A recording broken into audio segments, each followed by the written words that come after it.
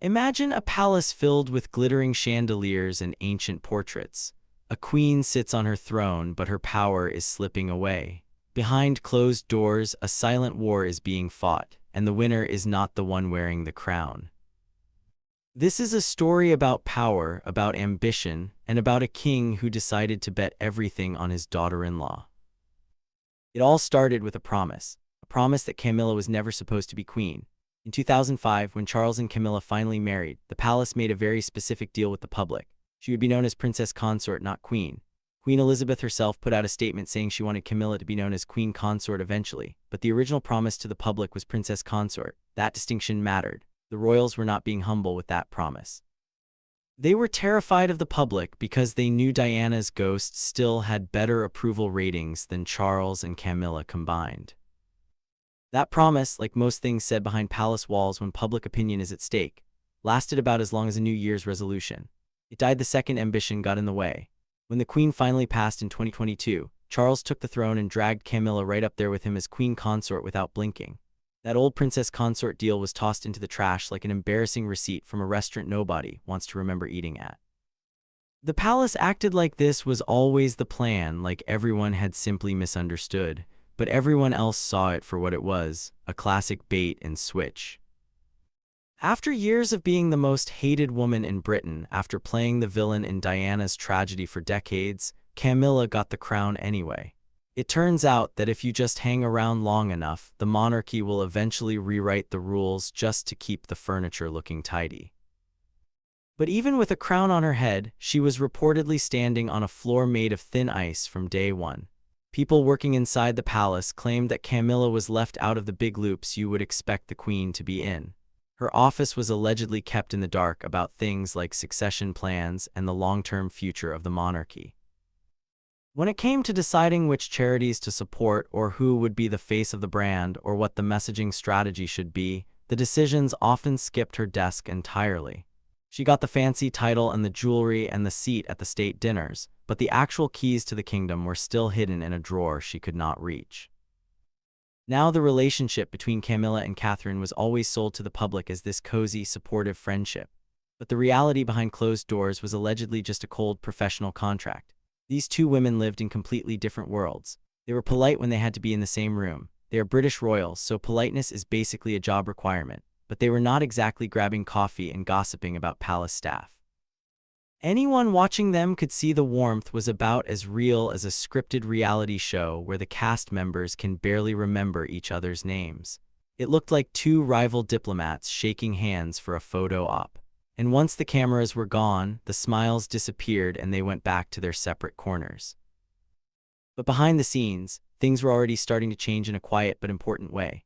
While the world was busy obsessing over Harry and Meghan's endless Netflix dramas and book tour, a much bigger move was allegedly happening behind the scenes. Catherine was not just showing up to smile and cut ribbons for the cameras. She was quietly building a level of power and respect that caught everyone off guard.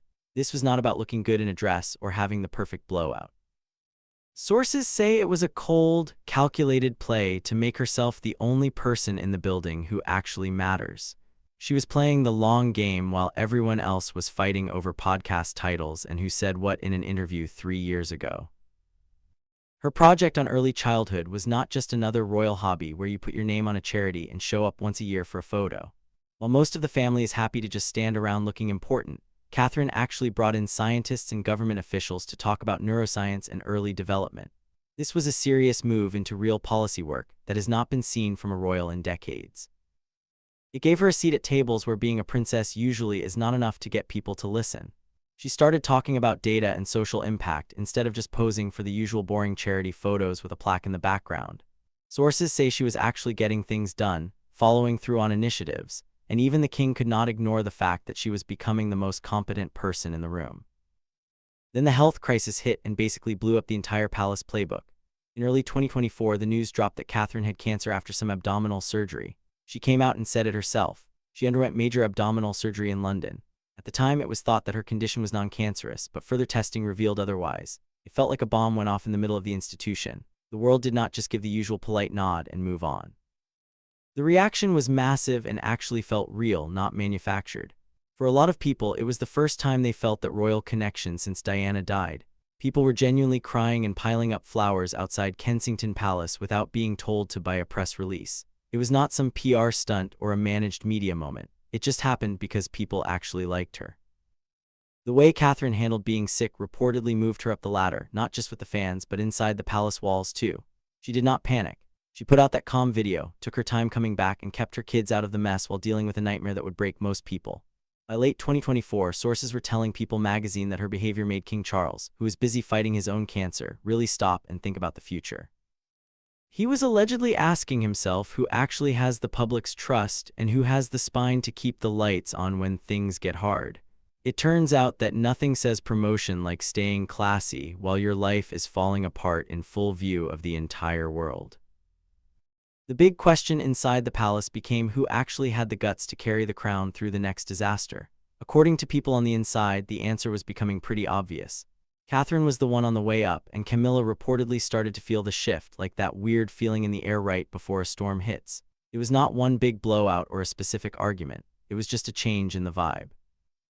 Suddenly, advisors were not lining up to talk to her anymore, and the important questions started being sent to someone else's office. But while Camilla was still trying to hold her ground, the palace itself was already moving in a different direction.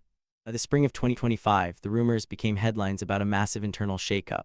Major outlets were reporting that King Charles was officially moving the heavy lifting from Camilla's desk over to Catherine's. This was a deliberate move to strip Camilla of her institutional power and hand it to the daughter-in-law, who was suddenly the most popular person in the family. People who get paid to watch the royals for a living were actually worried because this did not look like a temporary fix while Camilla took a break. It looked like a permanent demotion. The king was essentially rearranging the deck chairs, and Camilla's chair was being moved further and further away from the captain's table. The real gut punch in this whole shuffle was how they handled the patronages. In the royal world, patronages are not just hobbies or something to fill space in a biography. They are the only reason these people have a job beyond waving at crowds. Owning a big patronage is like owning stock in the family business. Several of the most important ones, the ones dealing with the arts, books, and hospitals, were allegedly snatched from Camilla and handed to Catherine. These were projects Camilla spent decades building up, showing up for, putting her name and reputation behind. Losing them was not just a calendar change, it was a total erasure of her work. The palace basically deleted her career and gave the password to Catherine without so much as a thank you note. Beyond the patronages, sources reported a second and arguably more significant shift in the distribution of access.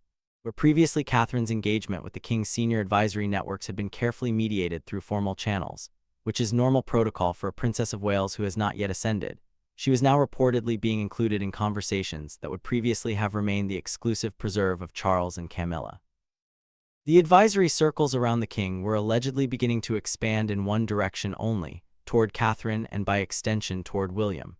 The implication of this shift was one that every experienced palace observer understood perfectly. The king was allegedly repositioning his daughter-in-law not as a future asset, but as a present one who needed to be in the room right now. None of this was officially acknowledged by Buckingham Palace. Royal communications do not operate through transparency. The palace does not issue press releases announcing internal power shifts. It communicates through the quiet language of institutional action, through what happens rather than what is said. And what was allegedly happening, the cumulative pattern of evidence, was telling a story that royal correspondents who had spent decades learning to read that language found increasingly difficult to attribute to coincidence. According to sources, Camilla was observing everything that was happening, and she was not just sitting quietly with a cup of tea. Beneath her calm and dignified appearance, which she had worked so hard to maintain through decades of public hostility, something was brewing. A reaction was on its way. And when it happened, it would reportedly be the most important decision she had made since her wedding day at Windsor. This is where the mask really slipped. According to sources deep inside the palace, Camilla finally snapped and demanded a written guarantee.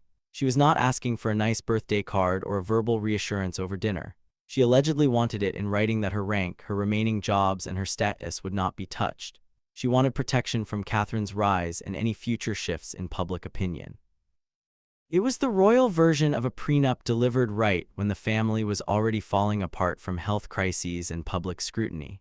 Insiders called it an ultimatum wrapped in polite language, which is just a fancy way of saying she held a knife to the king's throat and called it a request.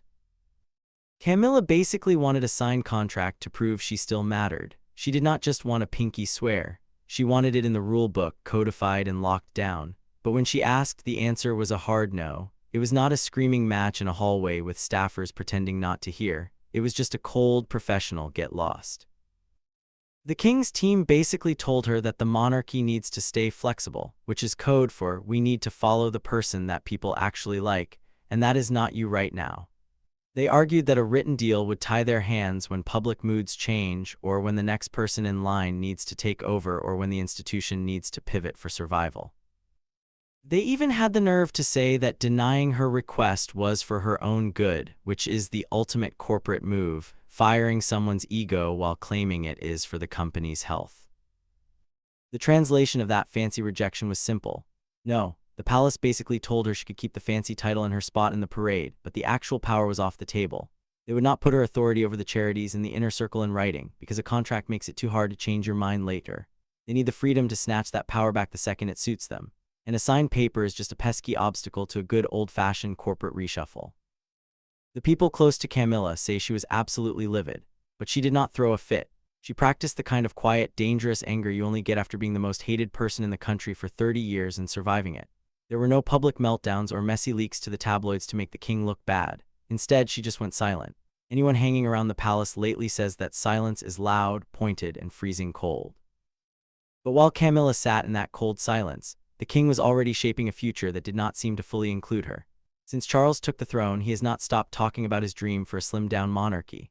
He wants fewer people on the payroll, greater accountability, and a small team that actually delivers measurable results for a change. This was not just a nice thought for a speech or something to sound modern in an interview. It was a formal policy change, and it has already started to shift the balance of power in visible ways. It is becoming very clear who is staying at the center of the frame and who is being slowly, politely pushed toward the exit. In Charles's head, the future of the monarchy is not about him and Camilla as a partnership. It is about the people who can actually keep the lights on for another century. And that means the focus has shifted entirely to William and Catherine. They are the only ones with the public's trust and the survival skills to handle the modern world without constantly tripping over their own scandals. According to the king's own logic, they are the perfect middle ground. Old enough to look serious, young enough not to be totally out of touch, and popular enough that people actually want to see them on their coins. According to major reports, Charles is not just being a supportive father-in-law who gives a thumbs up from the sidelines. He is basically acting as Catherine's career coach. He is reportedly checking her big speeches before she delivers them, opening doors for her that usually take years to unlock through seniority alone, and using her recovery from cancer as a way to give the monarchy a much-needed win in the public eye. He is treating her like a CEO would treat their hand-picked successor, investing everything in the one person he thinks can actually save the company. When he is gone, Camilla, sources suggest, fits less cleanly into this forward-looking vision.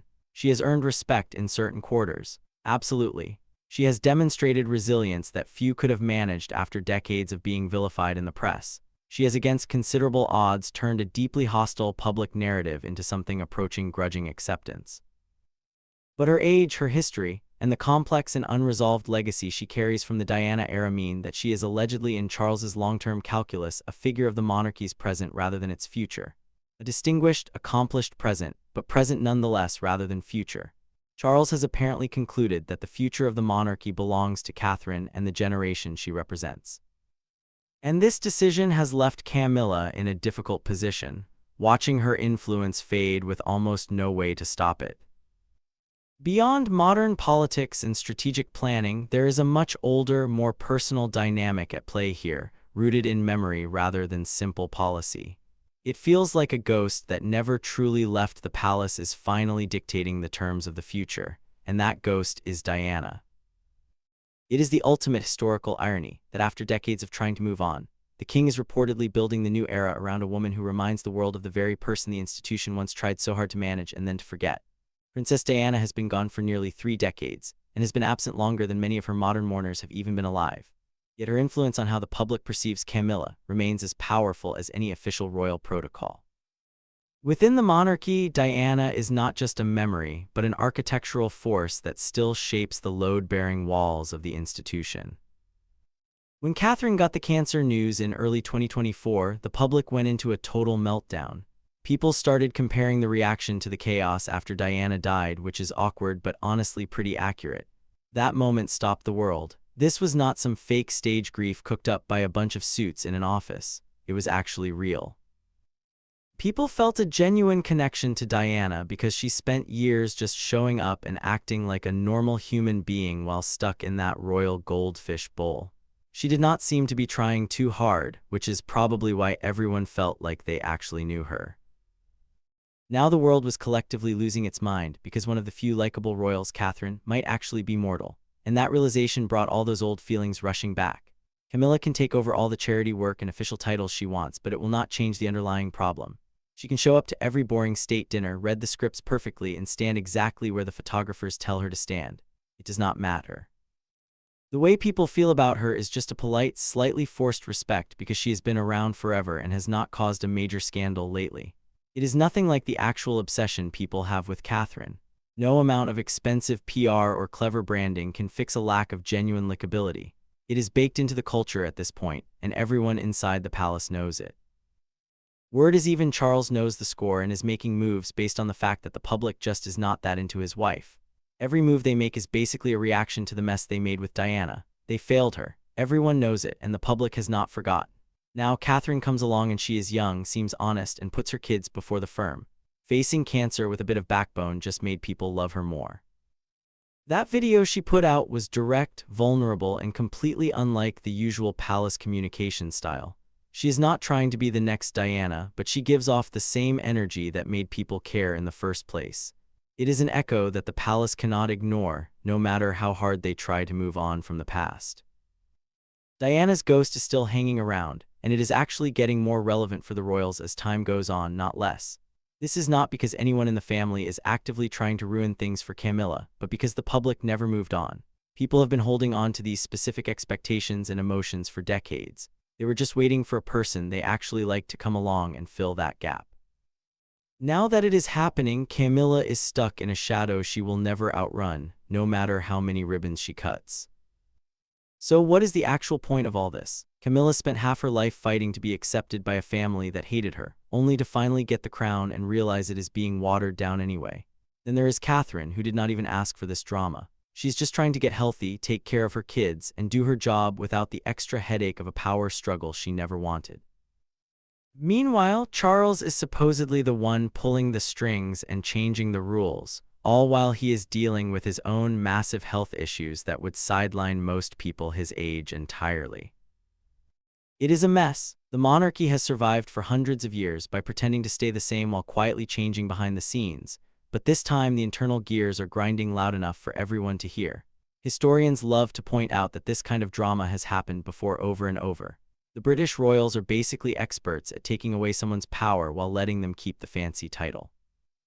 Throughout history, plenty of queens and consorts have found out the hard way that wearing a crown does not mean you actually run anything. The palace knows exactly how to make a role completely worthless without making it obvious to the public. In this case, Camilla is not being kicked out or publicly shamed. She's just being managed carefully and quietly until her position is ceremonial and nothing more. This is not just another boring royal staff reshuffle or some meaningless PR stunt. It is a massive neon sign pointing to where this whole institution is going. Charles is effectively betting the entire future of the monarchy on Catherine. He is giving her the real influence and making her the main character of the next chapter because he knows she is the only one people actually care about in a genuine way. Since there is only enough room for one person in the spotlight, Camilla is basically being shoved into the wings, politely but firmly. He is trading in the wife for the daughter-in-law because at the end of the day, the brand needs someone people do not actively want to scroll past when they see a headline. For the monarchy, this shift is a big deal and probably should have happened a long time ago. At the end of the day, the royals only exist because people let them. And every poll shows that the public actually trusts William and Catherine way more than the rest of the family combined. Charles is just doing the math. He knows that if the crown is going to survive in the modern world, he has to lean into the people the public actually likes. This is not about him being a nice guy or playing favorites. It is a cold strategy. He is willing to push his own wife into the background to save the family business, which is exactly the kind of ruthless move kings have been making for centuries when the survival of the institution is at stake. But the one thing the palace suits cannot just spin away is the fact that this is actually pretty brutal on a human level. Camilla is not just a piece on a board you can move around to fix the ratings. She spent decades being the most hated woman in Britain, getting blamed for ruining a marriage that was already a dumpster fire before she even showed up. She sat through years of people trashing her in the press, calling her every name in the book, and just kept going until she finally earned a bit of grudging respect. She put in the work, showed up, and did the job, but now all that effort is being shoved aside because the higher-ups decided the brand looks better with a younger face in the frame. They are basically rewriting her job description behind her back because a better cover girl for the Monarchy showed up. After 30 years of being the villain in the public imagination, she finally gets the crown only to be told she is being renegotiated for a better model. That is a special kind of corporate hell right there. And the fact that it is happening inside a family makes it even more cutting. The institution always wins, but the people inside it do not always get to keep what they were promised. And Camilla just learned that lesson the hard way.